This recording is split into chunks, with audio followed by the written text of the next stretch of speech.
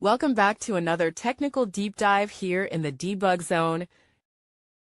Today we're tackling a big question and breaking it down with insights from other users. Hopefully this clears up some misconceptions and helps you get the answer you need.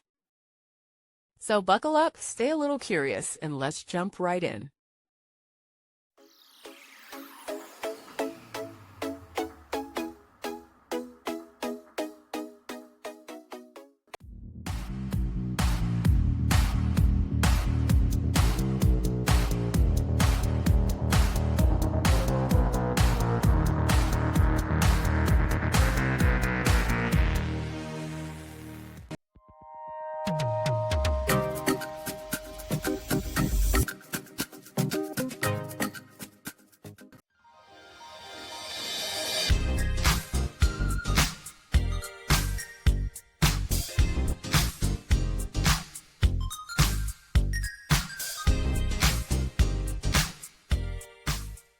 And that's a wrap.